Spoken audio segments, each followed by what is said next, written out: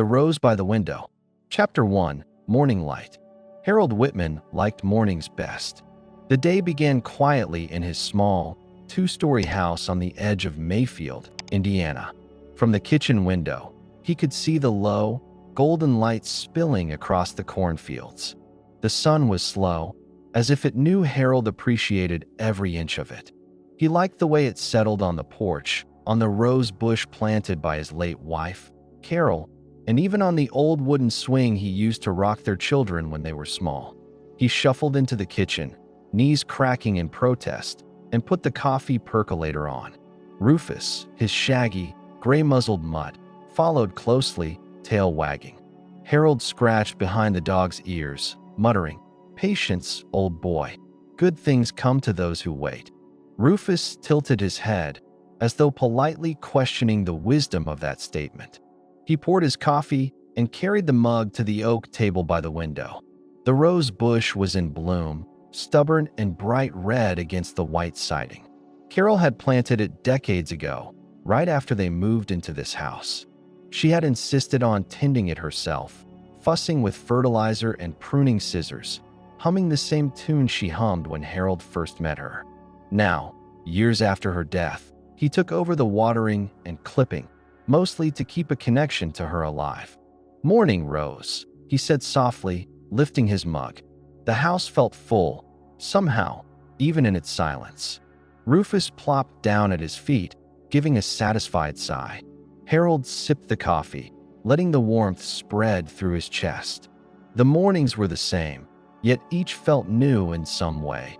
A quiet meditation on a life that had been long and full. Retirement was a strange companion. 35 years of teaching history had left him with a lifetime of stories, of youthful energy that had been both exhausting and exhilarating. Now, the days were long and quiet. Some mornings he visited the library, shelving books or helping with story time. Some afternoons he played cards at the senior center, laughing more easily than he thought he could. Most days, though, he simply sat at this table, watching the world wake up. And on some of those mornings, inevitably, his thoughts wandered. Martha Lane. The name felt almost wrong, spoken aloud in the empty kitchen. Yet it floated there, vivid, alive. Harold had not spoken it in decades. Not to his children, not to his friends, not even to Carol. He never needed to. But in the quiet, it arrived uninvited, reminding him of a time when life felt younger, sharper, and full of possibilities he had never claimed. Today, the memory came clearer than usual. He remembered the library at Mayfield High, spring of 1966. He had been 16, awkward and unsure, pretending to study geometry while his eyes followed her. Martha had walked in, a stack of books hugged against her chest, hair golden in the sunlight streaming through the tall windows. Harold had wanted, more than anything, to speak, to ask her to the junior prom, to tell her that in some corner of his heart she had already taken up residence. But Tom Bennett, his closest friend, had gotten there first. She said yes. Tom had said, almost cheerfully, in that boyish way that made betrayal sting like salt. Harold had forced a smile, congratulated his friend, and swallowed the heartbreak. He had stayed silent, loyal, the reliable, good friend. That was enough, or at least, he told himself it was. Rufus nudged his hand with his nose, and Harold smiled at the dog. "You don't know about Martha, do you, old boy?" he asked, chuckling softly. Rufus tilted his head, attentive but uncomprehending. The sun climbed higher, and the small town of Mayfield began to hum with life. A pickup truck rattled down the main street. The sparrows fussed over the feeders, and somewhere, faintly, the church bell rang. Harold finished his coffee, left the mug on the table, and rose with a groan. His knees complained, as always, but he ignored them. There was work to be done, roses to prune, books to shelve, memories to carry carefully like fragile paper. Later that morning, the mail arrived. Among the usual bills and circulars, a single blue envelope caught his eye. He tore it open and squinted at the gold lettering. Mayfield High School, class of '66, 55th reunion. Well, how about that? Harold muttered, half to himself, half to Rufus, who wagged his tail as if he approved. He sat back at the table, coffee now cold, and stared at the envelope. A flood of memories came, smells of floor wax, laughter of old friends, the thrill and awkwardness of youth. And, impossibly, Martha's smile, soft and golden, filled his mind once more. He sipped the coffee, now lukewarm, and whispered, almost shyly, "Maybe it's time to see some old friends." Rufus barked once, as if in agreement, and Harold laughed. It was a beginning. Chapter 2: Invitations and Hesitations. Harold stared at the envelope for the better part of the morning. He had seen it once, twice, then set it on the counter, only to return and pick it up again. It seemed too small to carry so much weight, yet here it was, tugging at old memories like a stubborn weed in a well-tended garden. By lunchtime, he had made a decision, or perhaps postponed one. He would call his daughter, Ellen. He dialed the number with fingers that trembled slightly from age and nerves. Rufus, sensing something unusual, pawed at his leg. "Hello." Ellen's voice was warm and bright. She always sounded like she had just stepped outside on a sunny day, even when she was calling from her office in Chicago. "Hi, Ellen. It's Dad." "Hi, Dad. How are you?" "Well, I got something in the mail today." Harold cleared his throat. "An invitation. From the high school. A reunion." "Oh, that's wonderful." Ellen's excitement was audible. "You should go, Dad. See some old friends. Swap stories. Have a good laugh." Harold's eyes drifted to the rose bush outside the window. "I don't know, Ellen. I haven't seen half those folks in 50 years. It might be awkward." "Awkward?" she said, laughing. "You're being silly. You're Harold Whitman. Everyone loved you." "I'm older, Ellen. Slower, creakier, and, well, probably not the same Harold Whitman they remember." "Dad," Ellen said gently, "Mom would want you to keep living. She wouldn't want you cooped up in that house, talking to Rufus and the roses." Harold smiled, though it felt a little hollow. He knew she was right. Carol had always been the one to push him out the door, to remind him that life didn't stop because of loss. But loss had a way of settling over a person, thick as the fog that sometimes rolled in over Mayfield in the early mornings. "I'll think about it," he said finally, more to end the call than to make a real promise. After Ellen hung up, Harold went outside with Rufus. The air was cool, carrying the scent of damp earth and growing things. The roses swayed lightly in the breeze, their red petals catching the sunlight. He knelt down and ran a finger along the edges of a leaf, careful not to tear it. "You think I should go?" he asked aloud. Rufus cocked his head. Harold laughed softly. "I knew you'd agree, old boy." He spent the afternoon puttering around the yard, clipping dead branches, straightening the garden hose, sweeping the porch. It was the kind of work that gave him a sense of purpose without requiring too much planning. Hands busy, mind wandering. And, inevitably, his mind wandered back to Martha Lane. He remembered a Saturday afternoon in Mayfield High's library, when he had tried to summon the courage to ask her to the junior prom. Tom had beaten him to it, and Martha had smiled and said yes. Harold had congratulated them both, smiling all the while, his stomach a tight knot of longing. He had never told anyone, not his parents, not Carol, not even himself, how much it hurt. He shook his head, smiling faintly. "That was a long time ago, Harold.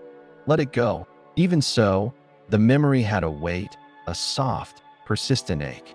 It was like a note pressed into a book. You could forget it was there for a while, but it never disappeared entirely. Later that evening, Ellen called again, sensing his hesitation. "Dad, did you think more about the reunion?" she asked. Harold leaned back in his chair, watching the last light fade over the cornfields. I might go," he admitted. "I'll think on it a few more days. But, yes, maybe I will." "Good," she said warmly. "You'll have a great time. And you never know, you might even run into some old friends you haven't seen in decades." He chuckled. "Including Martha Lane. I suppose. Ellen laughed. Well, just don't faint in front of her. Noted, Harold said, smiling. After hanging up, he went back to the window, Rufus curling at his feet. The roses were dim in the twilight, but they were still there, still stubbornly beautiful. Harold felt a quiet sense of determination settle over him. Maybe Ellen was right. Maybe it was time to step back into the world, to see the faces of the past, and to remember that life, even after all these years, still had a way of surprising a person. He sipped the last of his coffee and whispered to himself, "Well, let's see what the world has for us, old boy." Rufus wagged his tail, as if approving of the sentiment. Harold smiled. For the first time that week, he felt a spark of excitement. It was a small spark, but it was enough. Chapter 3: Echoes of Youth. Harold's memories often came unbidden, like the scent of rain on dry soil, sudden, unmistakable, and lingering. That evening, after the reunion envelope had been tucked safely on the kitchen counter, he sat in the living room with Rufus sprawled at his feet. The soft hum of the ceiling fan and the fading light through the curtains created a quiet cocoon. His mind wandered back nearly 60 years to the spring of 1966. Mayfield High was a small, brick building at the edge of town, its red doors framed by flagpoles and neatly trimmed hedges. Harold remembered the smell of polish and dust in the hallways, the echo of sneakers on linoleum floors, the way sunlight slanted through the tall windows of the library. It was there that he had first noticed Martha Lane, not in any dramatic way, just the ordinary grace that made her stand out. She had walked in one afternoon, a stack of books hugged against her chest, and Harold had nearly dropped his notebook. Her hair was golden in the sunlight, and her eyes were bright with curiosity. He had been sitting at a table, pretending to study geometry, though he could hardly focus. "Need help with that?" she asked another boy at the table, her voice soft and patient. Harold remembered the warmth that spread through him at the sound of it. He had wanted, more than anything, to speak, to say something clever or funny, or at least to ask her to the prom. But his voice had stayed silent. Fear, he would later call it. Or maybe reverence. He had been 16, after all, and this girl, brilliant and kind, had seemed entirely out of his reach. It was his best friend, Tom Bennett, who had sealed his fate. Tom was confident in a way Harold could never muster, with a grin that spread easily and the audacity to ask Martha outright. Harold had tried to ignore it, tried to be the loyal friend cheering from the sidelines. He remembered the afternoon he had learned. Tom had asked her, and she had said yes. Harold had congratulated them both, forcing a smile while his stomach twisted into knots. That night, he had sat on his bed, staring at his geometry homework, pretending to be absorbed in Pythagoras while thinking of Martha's laugh, her gentle patience, the way she had tucked a strand of hair behind her ear. It had been the first lesson of life that Harold carried forever. Sometimes love was unspoken, unreturned, and still meaningful. High school had moved on. Martha and Tom became a couple. Harold learned to smile at their jokes and celebrations, to nod and offer advice or help when asked. He learned the delicate art of being present, of hiding longing beneath a polite mask. And in doing so, he had honed another skill: observation, the quiet understanding of people's strengths, weaknesses, and quirks. Even then, he had known he would be a teacher. He loved history because it was a tapestry of stories, and he understood, even as a teenager, that every person carried a story worth remembering. Perhaps that early heartbreak, the ache of unrequited love, had sharpened his empathy, the same empathy he later carried into classrooms filled with fidgeting teenagers. He shook himself slightly, returning to the present. Rufus nudged his hand, sensing the shift in Harold's mood. "I know, old boy," he said softly. "I know." Harold looked around the living room. The worn armchair, the books stacked by the window, the faded photograph of Carol and the children smiling at the lake. Time had passed, but the echoes of youth remained vivid, shaping the man he had become. And yet, the memory of Martha wasn't bitter. It was gentle, a soft ache that reminded him of hope, courage, and the quiet beauty of what might have been. The thought made him smile. Perhaps it was time to see her again, not as a boy longing for what he could not have, but as a man who understood the depth of life's turns, the value of love, and the meaning of living fully, even when some desires remained unfulfilled. He stood, stretching, the faint pop of his joints a familiar comfort. Rufus wagged his tail, ready for the evening walk. Outside, the first stars appeared in the darkening sky, tiny points of light like distant memories shining steady across the years. Harold whispered into the quiet, "Time to see some old friends, and maybe say hello to an old memory or two." Rufus barked once, sharply, as if in agreement. Harold smiled. That was enough. Chapter 4: New Beginnings. Spring had given way to summer, and Harold Whitman was leaving Mayfield high behind. The red brick halls and polished floors would soon be memories, tucked into the pages of his mind like pressed flowers. College awaited. Indiana State University, a place bustling with possibilities, ideas, and, most importantly, new beginnings.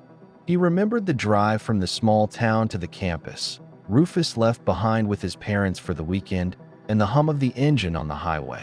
For the first time in his life, Harold felt unmoored. High school had been familiar, safe, and painfully small.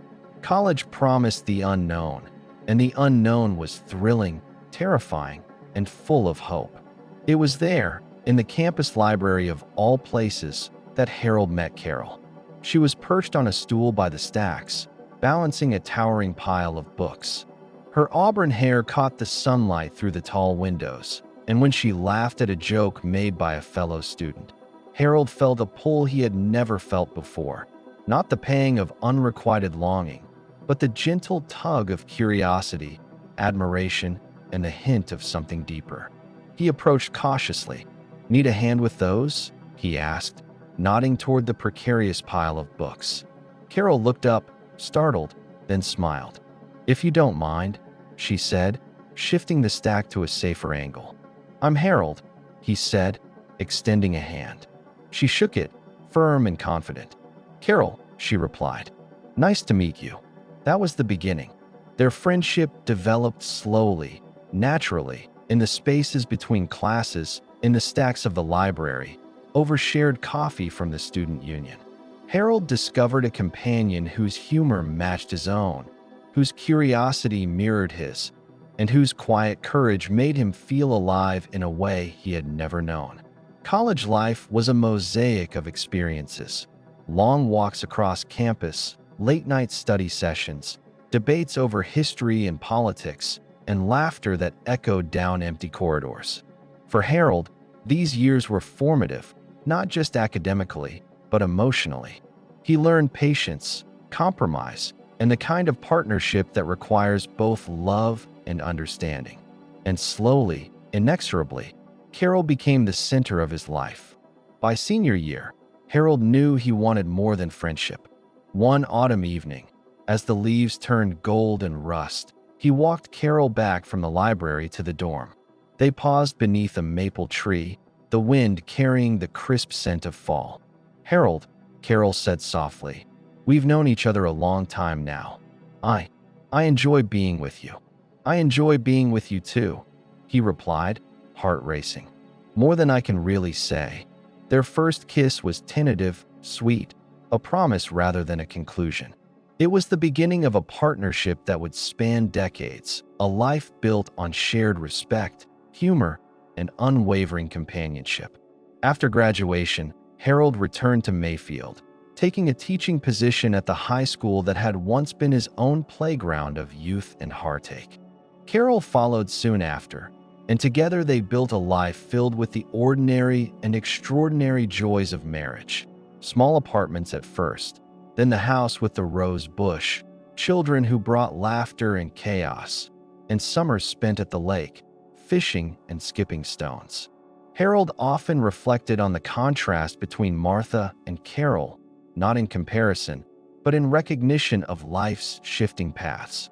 Martha had been the tender ache of youth, a dream of what might have been. Carol was the lived reality, steady and grounding, full of warmth and laughter. In some strange way, he felt that his unspoken love for Martha had prepared him to recognize and cherish the depth of love he had with Carol. It wasn't all easy. Life had its trials, bills, broken appliances, sleepless nights with sick children, and the occasional misunderstanding. But the foundation of their love, rooted in patience, humor, and quiet devotion, carried them through. Harold smiled as he remembered their first home together, a modest apartment above a corner store. Carol had painted the walls in soft yellow, insisted on fresh flowers from the market, and encouraged him to fill their shelves with books.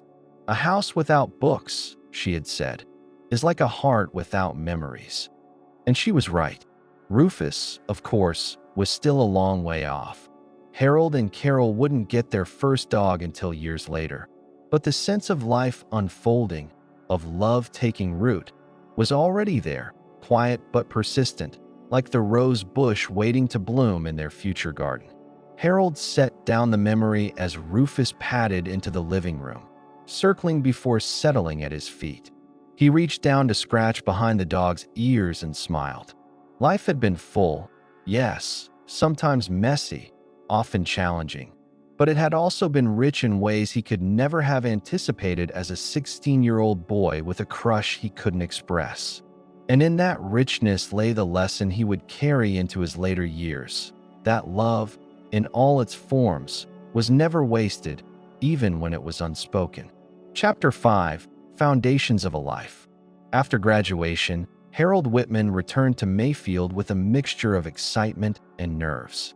The familiar streets, the brick high school with its tall windows, and the faces of townspeople who had known him since childhood, all of it felt both comforting and strange.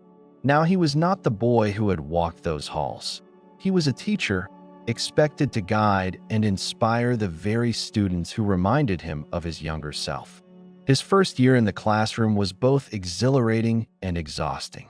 He remembered the scent of chalk, the squeak of sneakers on linoleum, and the low hum of voices as students shuffled in and out. The lessons he had once studied in textbooks now had to be taught, interpreted, and made alive. Harold found joy in that challenge. History, he realized, wasn't just dates and battles. It was the story of people, of choices, and of the ripple effects those choices left behind. "Good morning, class," he would call, adjusting his glasses and leaning on the edge of his desk. "Today, we're going to meet George Washington. Not the statue, not the painting, but the man himself." Some students laughed. Others rolled their eyes. But Harold loved it. He loved seeing a spark of curiosity ignite in young faces. He loved the debates, the questions, the occasional heated disagreement that ended in laughter and understanding. And at the end of the day, he felt a sense of purpose unlike anything he had known before. Outside the classroom, life was equally full.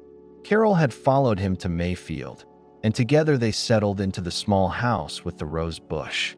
The early years were busy. Tight finances, sleepless nights with a newborn, the constant juggling of teaching responsibilities and home life. But there was love in every corner of that house. In Carol's quiet encouragement, in the smell of her cooking, in the laughter of their children running through the yard. Harold remembered evenings at the kitchen table, grading papers while Carol folded laundry and hummed softly. They talked about everything and nothing: school, neighbors, dreams, the trivial annoyances of daily life. These ordinary moments, he realized, were extraordinary in their own way, forming the foundation of a life he would later cherish deeply. The children came along quickly. Ellen, the eldest, had her mother's laughter and his careful attention to detail. Mike, younger by 3 years, had Harold's stubborn curiosity and sense of humor. Watching them grow became its own kind of history lesson, one not found in books, but written in scraped knees, bedtime stories, and first days of school. Evenings often ended on the porch. Harold would sit in the rocking chair, Carol beside him, children tucked in bed, and watch the sky deepen into shades of pink and orange. He found comfort in the steady rhythms of life, the hum of cicadas, the distant rumble of a train, the occasional firefly blinking in the yard. The rose bush, planted shortly after they moved in, thrived under their care. Its blooms became a quiet testament to their shared patience, attention, and love. Yet, even amid this fullness, Harold never entirely forgot Martha Lane. Not in any aching or bitter way. Her memory had softened with time, but as a reminder of the boy he had been, the longing he had felt, and the quiet lessons of patience and restraint that life had taught him. In a way, the contrast between Martha and Carol had shaped him, one a tender ache of youth, the other the rich, steady love that carried him through decades. There were moments of humor, too. Harold remembered one particularly chaotic morning when Mike had dumped a jar of peanut butter onto the kitchen floor, Carol laughing and scolding at the same time, while Rufus licked up the mess with unbridled joy. Harold had sighed, wiped his hands on a dish towel, and said, "Well, at least someone appreciates the effort." Everyone had laughed, the house ringing with warmth and noise. These were the years that formed the man Harold would become, dedicated, reflective, capable of both love and loss, and always searching for meaning in the small, quiet acts of daily life. They taught him patience, empathy, and the quiet joy of giving oneself fully to family, community, and purpose. As Harold sat back in his chair that evening, watching the sun sink behind the cornfields, he felt the familiar ache of memory, a mixture of nostalgia and gratitude. Life had been full, messy, joyful, and sometimes heartbreaking, and it had only just begun. The rose bush by the porch swayed gently in the breeze, as if nodding in approval. Harold smiled, thinking of Carol, of the children, and of the long road that had brought him here. And somewhere, in the quiet corners of his heart, the memory of Martha Lane lingered, not as longing, but as a gentle echo, reminding him that love, in all its forms, shaped a life in ways both subtle and profound. Chapter 6. Preparing for the Past. The invitation sat on the kitchen counter for nearly a week, nudging Harold awake each morning like a small, persistent tap. He had read it once, twice, then put it down, only to pick it up again, studying the neat gold lettering as if the words might shift and tell him what to do. Finally, one Saturday morning, he decided it was time to prepare, not just for the reunion itself, but for the memories it promised and the ghosts he knew would follow. Harold started with his wardrobe. His closet held the same rotation of shirts and slacks he had worn for decades, reliable, but perhaps too comfortable for a gathering that would include former classmates, teachers, and, inevitably, Martha Lane. After some debate and a few trips to the laundry, he settled on a crisp, light blue button-down shirt, paired with his favorite brown slacks. He pressed the shirt carefully, the steam rising and filling the kitchen with the familiar smell of warmth and fabric. "Do I look okay, Rufus?" he asked, holding the shirt against his chest. The dog blinked lazily, tail wagging half-heartedly. Harold chuckled. "I'll take that as a yes." Next came the small rituals of preparation that went beyond clothing. He combed his hair with deliberate care, noticing the silver threads that had multiplied over the years. He shaved, not too closely. He didn't want to look different than himself, just presentable enough to walk into a room full of people who remembered him as a young man with messy hair and uncertain confidence. Breakfast was simple: eggs, toast, and a mug of strong coffee. Rufus received his portion of scrambled egg, which he devoured with the enthusiasm only a dog can muster. Harold sipped his coffee and gazed out the window at the rose bush, its red blooms vibrant against the soft green of the leaves. He smiled faintly. Carol had always insisted that a man's appearance reflected not just his respect for others, but his respect for himself. Harold hoped she would have approved of the effort he was making. As he dressed, his mind wandered inevitably back to high school. He could see the library, the sunlight spilling over the long tables, Martha Lane walking between the stacks. He remembered the way her laughter had carried through the quiet room, the soft way she had helped other students, and the small, polite smile she had given him, the one he had cherished silently for years. There was anticipation, yes, but also a touch of nervousness. How would she be now? Would she remember him? Would the years have softened or sharpened the memories of their shared youth? Harold realized that the reunion was not just about reconnecting with old friends, but about confronting the boy he had been and seeing how far he had come. He called Ellen that morning, partly to reassure himself, partly to share the task of preparation. "Dad, are you really going through all this?" she asked, laughing. "Going through all what?" Harold replied, pretending to be innocent. "The wardrobe, the ironing, the worrying," she said. "You sound like you're preparing for a first date." "Well, I suppose in a way I am," Harold admitted, a small smile tugging at his lips. "It's a date with my past. Just don't faint if you see Martha," Ellen said, giggling. "And don't overthink it." Harold chuckled and promised he wouldn't. Deep down, he knew it wouldn't be that simple. Some things could not be neatly packaged or ironed out. Memories had a way of arriving whether one was ready or not. The rest of the day passed in quiet preparation, tidying the house, sweeping the porch, trimming the roses, and making sure everything looked as if it had always belonged exactly as it was. Rufus, sensing the unusual energy, followed Harold from room to room, a furry companion through both action and reflection. As evening fell, Harold sat in his favorite armchair with a notebook on his lap. He scribbled down memories of high school, small vignettes, funny moments, minor triumphs, and losses. Writing calmed him, anchored him to the present while letting the past speak freely. He paused and stared out the window. The roses caught the last rays of sun, their petals glowing like embers. Harold felt a mixture of excitement and trepidation. The reunion would come soon. Faces from the past, memories long tucked away, and perhaps Martha herself would all be there.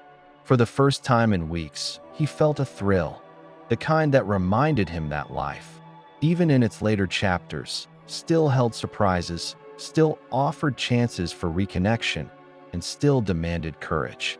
He closed the notebook, rubbed Rufus behind the ears, and whispered, "Tomorrow, old boy, tomorrow, we step into the past." Rufus barked softly in agreement. Harold smiled, feeling that steady, quiet hope that had always guided him. That some things, even those left unspoken for decades, could still find their place in the story of a life well lived. Chapter 7. The Reunion. The gym smelled faintly of floor wax and popcorn, a combination Harold recognized instantly. It was the kind of smell that transported him back decades, to high school dances, basketball games, and countless assemblies. Blue and gold balloons sagged under the fluorescent lights, and a banner stretched across the far wall. "Welcome back, class of '66. Harold adjusted his light blue shirt, straightened his slacks, and took a slow breath. Rufus would not have approved of this kind of social gathering, but Harold wished the dog were there anyway, if only for moral support. He stepped inside, and the room buzzed with laughter, greetings, and small talk. Faces, softened and rounded by time, looked back at him, some familiar, some not so much. There was Mr. Peterson, the science teacher, who now walked with a cane but still carried the same mischievous glint in his eye. Across the room, Harold spotted old classmates laughing over a shared memory, their voices tinged with the warmth of nostalgia. "Harold Whitman, is that you?" a voice called. Harold turned to see Betty Dawson, a girl from his English class, her hair now streaked with gray, but her smile as bright as ever. He laughed and shook her hand. "Betty, good to see you. You haven't changed a bit." "Huh, neither have you," she said. Still the same Harold Whitman who could make history sound like an adventure. Harold chuckled, feeling the warmth of being remembered fondly. Conversation flowed easily. They swapped stories, compared grandchildren, and joked about the absurd fashions of the 1960s. For a moment, Harold felt the years meld away. The young man he once was stepping forward in laughter and shared memory. Then, across the gym, he saw her. Martha Lane. Time had touched her, of course. Her hair was silver, cut short, and there were faint lines around her eyes. But the gentle light in her gaze, the kindness in her smile, the way she carried herself, all echoed the girl he had admired so many years ago. Harold. Her voice was warm, with the hint of surprise. "It's been a long time, Martha," he replied, smiling. 55 years, I believe." She laughed softly, a sound that tugged at memory and heart alike. "Yes, quite a while." They moved to a quieter corner, talking about family, grandchildren, and the changes in Mayfield. She mentioned Tom, her late husband, and how she now lived with her daughter's family just outside town. The conversation was easy, natural, and polite. There was nostalgia, of course, but not longing.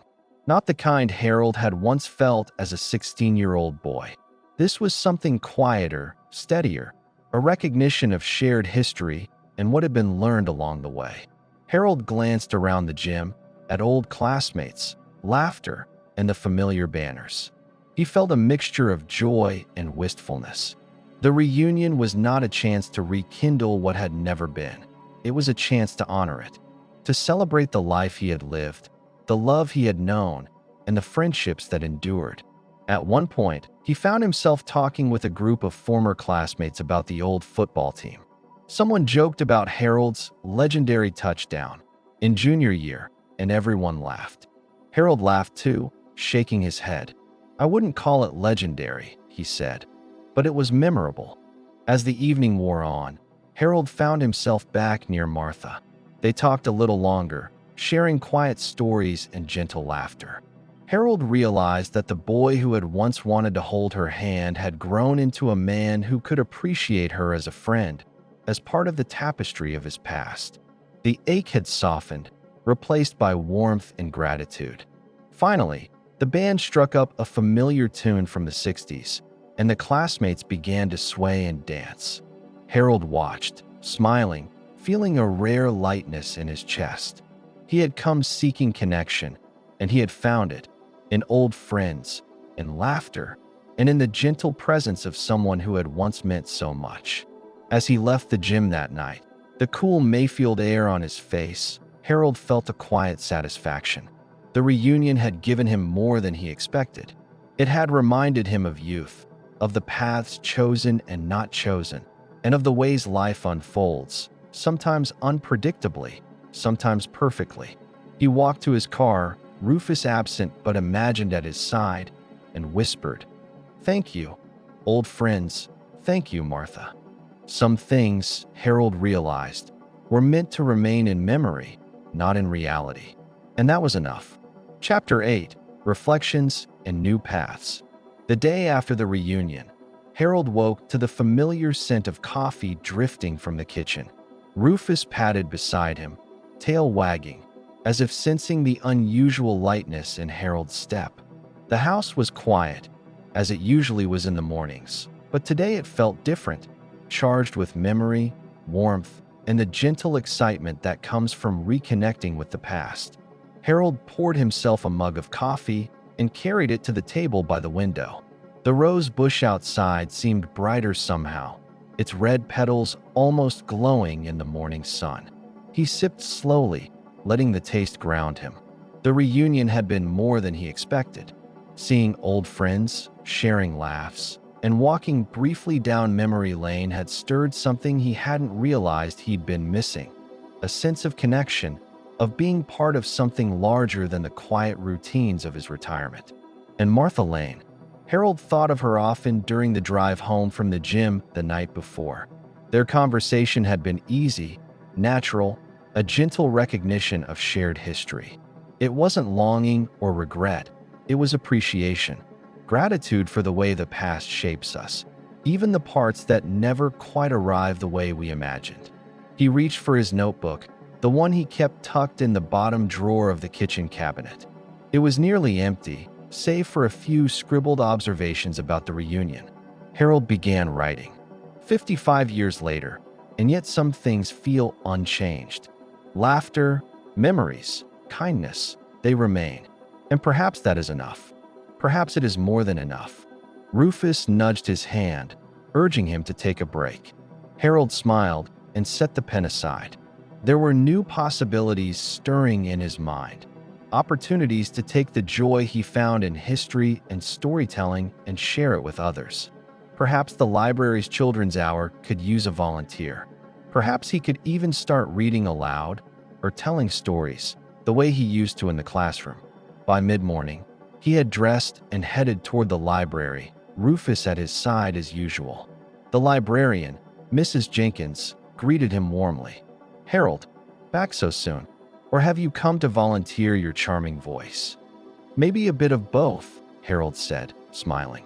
He set his bag down and began sorting the children's storybooks, marveling at the tiny hands that would soon reach for them, the eager eyes that would follow every page. As the children gathered later, Harold felt the familiar thrill of connection. He read aloud with the same care he once gave his students, pacing his voice, emphasizing key moments, letting the characters come alive. Laughter bubbled up, questions were asked, and imagination sparked in ways he hadn't expected. Afterwards, a freckle-faced boy tugged at his sleeve. "Mr. Whitman," he said, eyes wide, "you make history sound real." Harold smiled, a warmth spreading in his chest. "Thank you, Jamie. That's the nicest thing anyone said to me all week." Walking home later, he felt something he hadn't felt in a long time. Purpose. The quiet ache of unspoken love, the nostalgia of decades past, had not vanished, but it had softened. It had made space for new beginnings, for small joys, for meaningful connections. He stopped by the rose bush, running his fingers lightly along the petals. "Life keeps giving, old boy," he said to Rufus, who wagged his tail in agreement. "Sometimes in ways you least expect." That night, Harold returned to his notebook, scribbling down small stories from the reunion, little vignettes from childhood, and memories of Martha, Carol, and the early years of his teaching career. The pages began to fill with laughter, warmth, and wisdom accumulated over decades. It was the start of something new, Harold realized. A new chapter in his life, one that honored the past without being trapped by it, that celebrated connection and community, and that allowed him to give back in ways both gentle and meaningful. As he closed the notebook and looked out the window, the roses swayed in the soft evening breeze. Harold smiled, feeling a sense of quiet hope. The past had shaped him, yes, but the future, even in its small, everyday moments, still held promise. Rufus curled at his feet, content and loyal, and Harold whispered softly, "Well, old boy, let's see where this next path takes us." Chapter 9, Stories to Share. Harold quickly discovered that volunteering at the library was far more rewarding than he had imagined. What began as a tentative idea, reading to children, sharing stories, soon became a rhythm that filled his days with energy and quiet satisfaction. Each morning, he would arrive early, Rufus dutifully waiting outside as Harold unlocked the library doors. The familiar smell of books, paper, and polished wood welcomed him like an old friend. Mrs. Jenkins, the head librarian, greeted him with a smile that seemed to say, "You belong here." "Good morning, Mr. Whitman," she said one day, handing him a stack of picture books. "The kids have been asking for you again." Harold chuckled. "Well, we'd better not disappoint them then." The first session began with a small group of children clustered around the reading carpet. He chose a story about a young explorer, setting the tone with careful pacing, animated voices, and gentle flourishes of drama. The children were rapt, eyes wide, hanging on every word. Their enthusiasm reminded Harold of his own classroom days, the energy, the curiosity, and the wonder of discovery. After the story, Harold would lead a brief discussion, encouraging the children to share their thoughts. Some offered observations about bravery, some about kindness, others about small acts of courage in their own lives. Harold listened, nodded, and responded with warmth and gentle guidance. It was during one of these sessions that he first noticed Maggie, his granddaughter, sitting quietly in the back. She had come with Ellen while visiting Mayfield for the weekend. Maggie's eyes sparkled with curiosity as Harold told the tale, and afterward, she approached him cautiously. "Grandpa," she said softly, "you tell stories so differently. I like the way you make the characters come alive." Harold smiled, ruffling her hair. "Thank you, Maggie. That means a lot. Storytelling is about making people feel, not just hear. You've got to let them live the adventure with you." Maggie beamed. "I want to write my own stories too. Can you help me?" And so began a small project between them, a weekly ritual of story creation and imagination. Harold found himself not only reading to children but mentoring them, encouraging their creativity, and passing along the lessons of patience, empathy, and reflection he had learned over a lifetime. Beyond the library, Harold's days became gently structured around these moments of connection. He visited local schools, helped organize small community events, and even hosted an informal history hour at the senior center, inviting older residents to share their memories and life stories.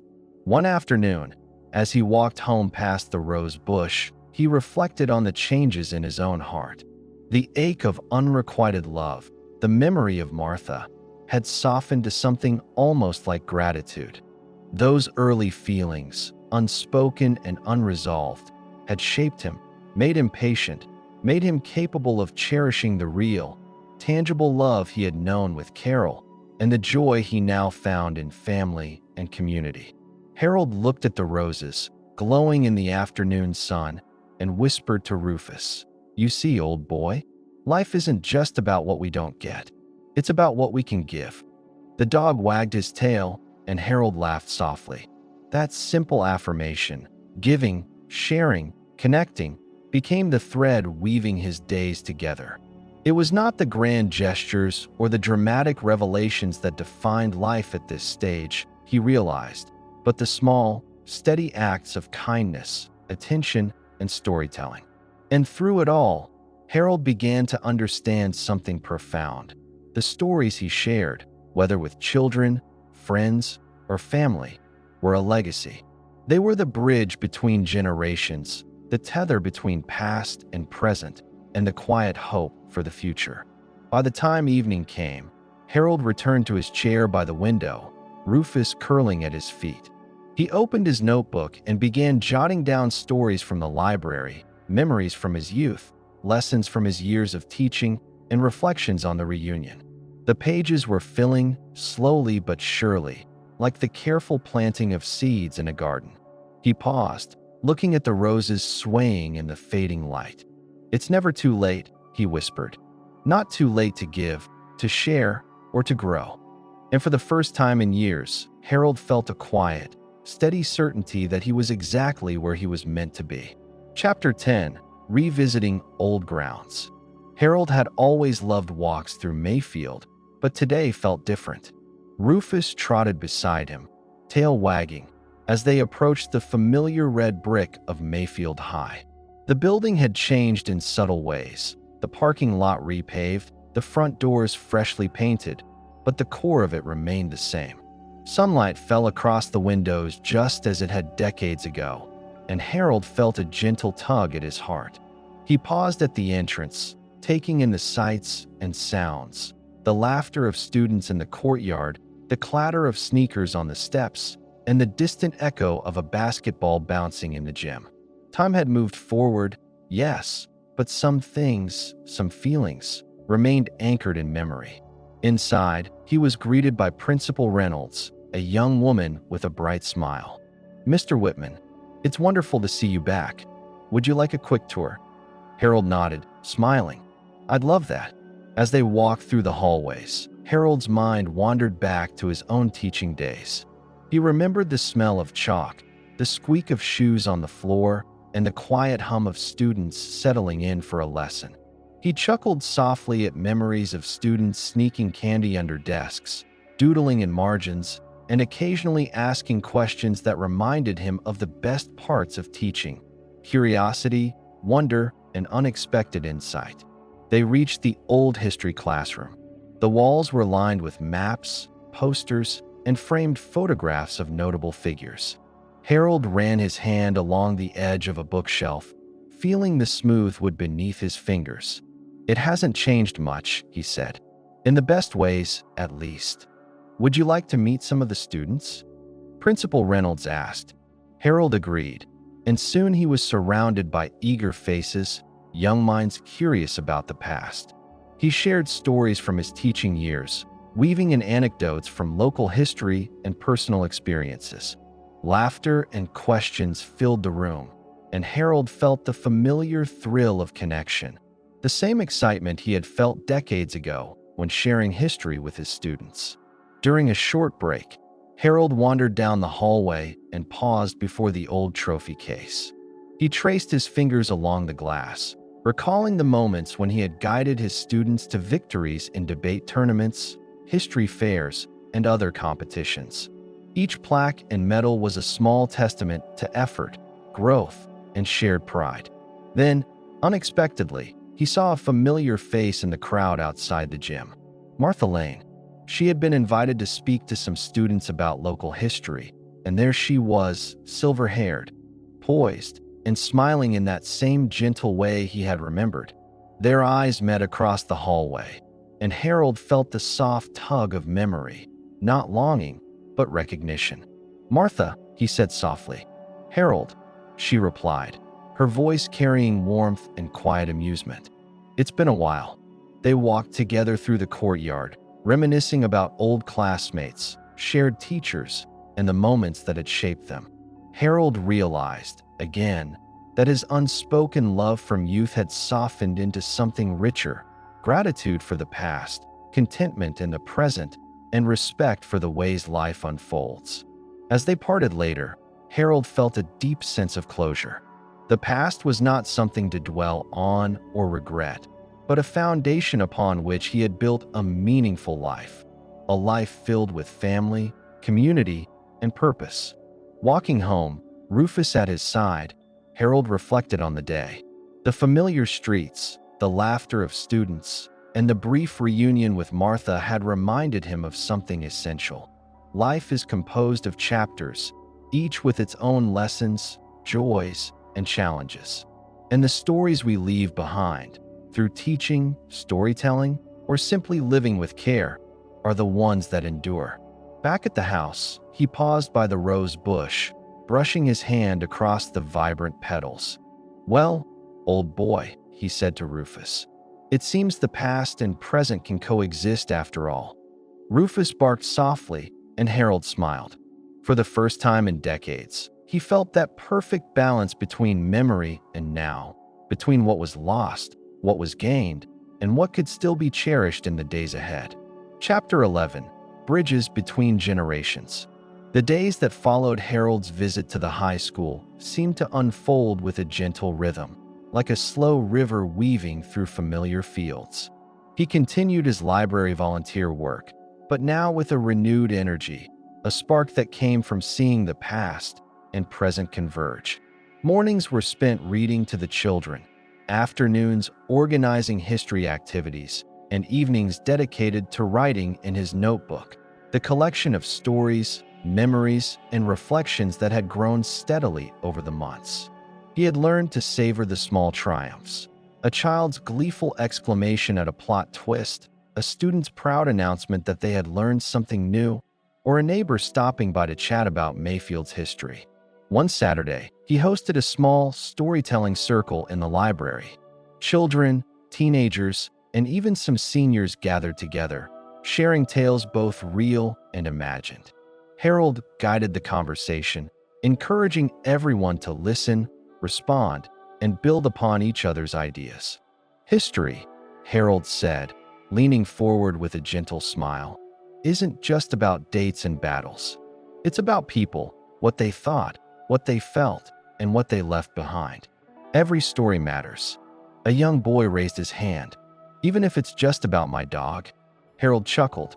Especially if it's about your dog, he replied. Laughter spread across the circle. These gatherings became a weekly ritual. Harold found himself learning as much as he taught about the children, their families, the town, and the resilience and creativity of ordinary people. In them, he saw echoes of his own youth and a quiet joy in passing along the wisdom he had gathered over a lifetime. One afternoon, Ellen and Maggie came to visit. Maggie had brought a notebook of her own, filled with sketches and stories she had created with Harold's encouragement.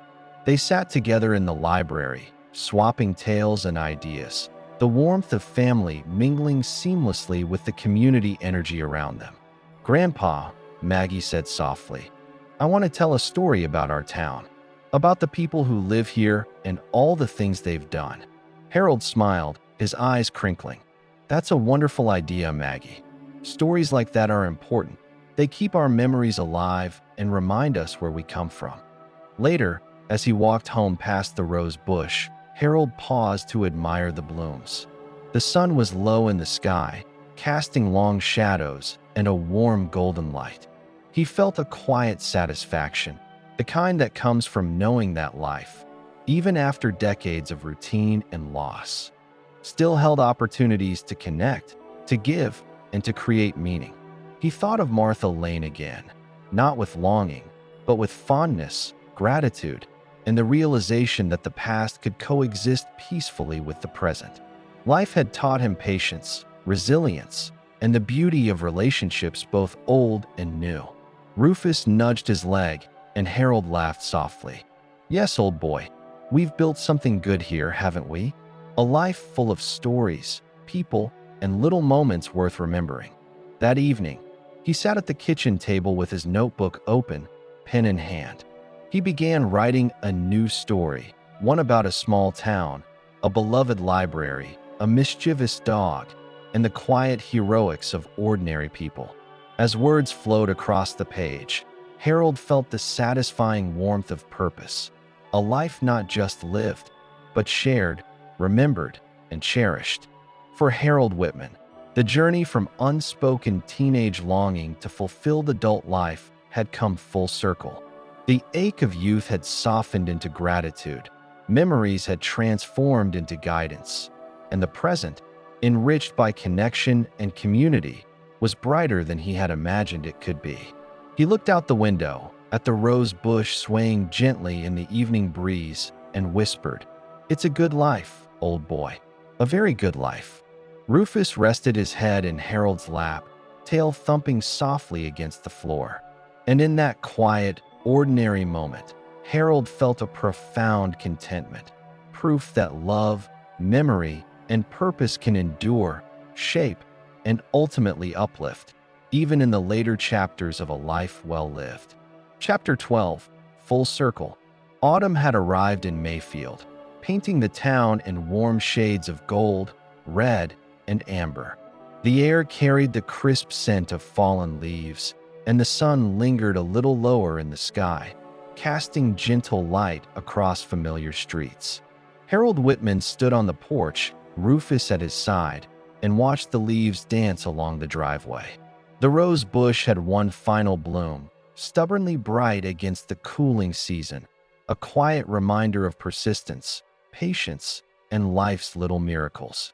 He thought of the years behind him, the shy boy who longed for Martha Lane, the young man discovering love with Carol, the teacher guiding generations of students, and now the retiree finding purpose in storytelling and community. Each chapter had shaped him, leaving impressions both subtle and profound. The library, where he now spent mornings and afternoons, had become a hub of connection. Children, teenagers, seniors, each brought a spark of energy, curiosity, and joy that Harold cherished. He listened, encouraged, guided, and shared, realizing that in nurturing others, he was also nurturing himself. One afternoon, after a particularly lively story hour, Harold sat with Maggie on the library steps. She was busy illustrating a story they had created together about a daring dog who solved small-town mysteries. "Grandpa," she said, looking up with bright eyes, "I think people like listening to stories because it makes them remember things they forgot or imagine things they didn't know." Harold smiled, brushing a strand of hair from her face. "You're right, Maggie. Stories are bridges between people, between times, between hearts. That's what makes them so powerful." He glanced across the street at the high school, bathed in afternoon light. Memories of old friends, teachers, and even Martha came to him like the soft rustle of leaves. They were not burdens or regrets, but gifts, reminders that life is made of moments both fleeting and enduring, each contributing to the person he had become. That evening, Harold sat in his favorite armchair with Rufus at his feet, notebook open. He reflected on the reunion, the library sessions, the laughter of children, and the quiet pride he felt in watching his grandchildren grow. The ache of unrequited love had long since softened, leaving behind gratitude, warmth, and a profound understanding of life's unexpected paths. He jotted down a few final lines in his notebook about roses that bloom late in the season, about dogs that never tire of loyalty, and about people who discover joy not in grand gestures, but in everyday kindness. Harold leaned back, taking a deep breath, feeling the weight of decades settled into a quiet contentment. Life had been full, rich in love, in laughter, in challenges overcome, and in the steady, patient work of building a meaningful existence. Rufus nudged him, and Harold laughed softly. "Yes, old boy, we've done well." Outside, the last light of day shimmered across the yard, painting the rose bush in gold.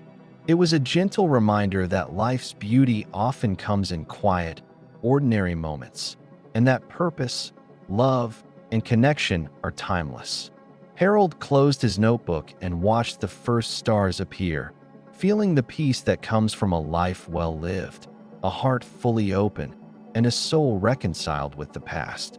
For Harold Whitman, unrequited love had been a thread woven into a tapestry of experiences that shaped him, guided him, and ultimately led him to fulfillment. The past had been honored, the present embraced, and the future, though quietly, held promise. He whispered softly into the evening, "It's a good life, old boy, a very good life."